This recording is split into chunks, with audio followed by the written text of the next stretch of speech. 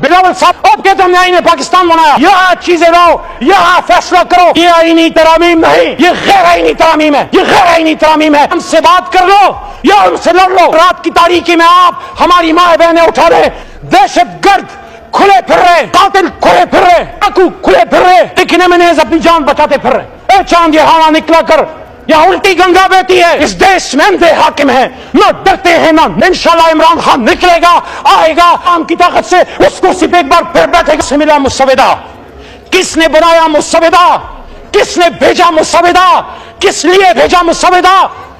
मैं peoples party पे मेरा बड़ा सवाल है, क्योंकि जिससे तवक्को होती है उसी से सवाल होता है कि और तो कोई करे तो करे। आपकी जमात, भुट्टो साहब की जमात कैसे आर्टिकुलेट में चेंज कर सकती है? फंडामेंटल राइट्स को कैसे आप चेंज कर सकते हैं? मिलिट्री कोर्ट्स के हक में कैसे आप बात कर सकते हैं? बुनियादी इंसानी हकूक में आप चेंज कैसे कर सकते हैं? मेरे भाइयों और दोस्तों, कुरान में अल्लाह फरमाते वाम शूरा बैनहुम, और मोमिनीन को जब कोई मसला होता है तो आपस में शुरा करते हैं। ये शुरा को शुराइयत का इख्तियार दो। जो इख्तियार नहीं दे रहा, छीनो अपना इख्तियार, यहां चीजें लाओ, यहां फैसला करो। लेकिन आज अगर यहां पे इस जबान में आप ऐसे कवानीन पास कर रहे हैं जिसके लिए कल आप तारीख के सामने शर्मसार होंगे। क्या भूल गए? एक मुतलक उन्वान ने आप ही के लीडर को हथकड़ियां पहना के मुझसे बात दरबदर किया।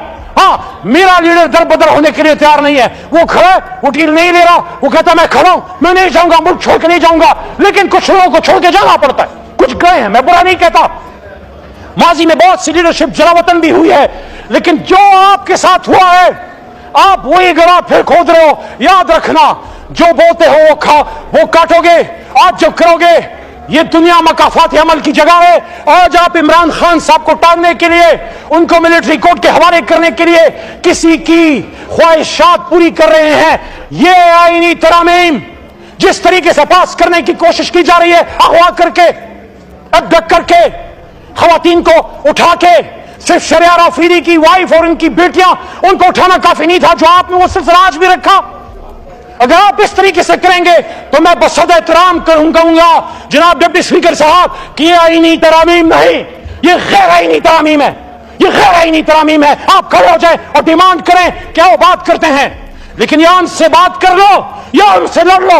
ये कैसे हो सकता है कि दिन की रोशनी में तो स्पेशल कमेटी बैठे, वो उमर अयूब, साहबजादा हामिद रजा, बैरिस्टर गौहर या आमिर डोगर से बात करे, और रात की तारीकी में आप हमारी माँ बहनें उठा रहे। याद रखना, इज्जत से ऊपर कोई चीज नहीं है। इज्जत पे हरफ आएगी तो फिर आईन कानून पीछे रह जाएगा। इस मुल्क में बहुत बुरा हाल खुदा न खास्ता हो जाएगा। आप देख लें बलोचिस्तान में क्या हो रहा है, आप देख लें फाटा ट्राइबल बेल्ट में क्या हो रहा है, पश्तून क्या बात कर रहे हैं, बलोच क्या बात कर रहे हैं। इस वक्त सिर्फ तहरीक इंसाफ और किसी इत्तेफाक की जमातें भी, एक जमाने में पीपल्स पार्टी मुल्क की बड़ी जमात हुआ करती थी। ये बड़ी जमातें खासकर पीटीआई कश्मीर में है, जीबी में है, सिंध में है, कराची में है, जब बलोचिस्तान में है, पंजाब में है, इस्लामाबाद में है और खैबर पख्तूनख्वा में हमारी जमातें, बड़ी विफाकी जमातें इलाकाई तासब को बढ़ने नहीं देती।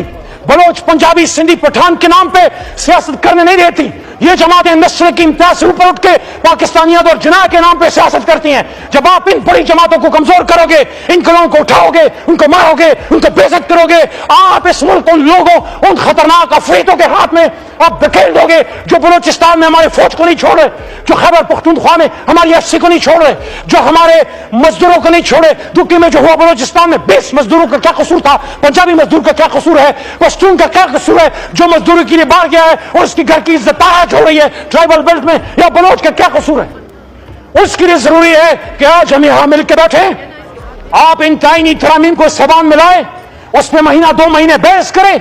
हम इंशाअल्लाह इसको वो बेहतर करके देंगे कि आईन पाकिस्तान का नजारा दुनिया करेगी। इसमें बुनियादी इंसानी हकूक का तहफ़्फ़ुज़ भी होगा, इसमें सिविलियन सुप्रीमेसी भी होगी, लेकिन इसमें आजाद जुडिशरी भी होगी, और ये फौज भी हमारी दुश्मन नहीं है।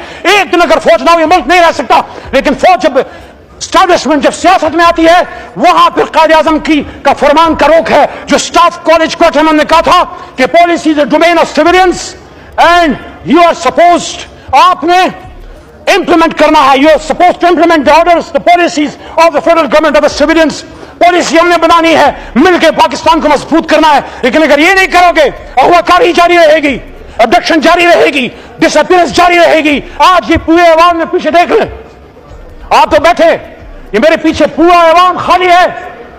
آج جناب ڈپٹی اسپیکر صاحب دہشت گرد کھلے پھر رہے, قاتل کھلے پھر رہے, ڈاکو کھلے پھر رہے, لیکن ایمنیز اپنی جان بچاتے پھر رہے.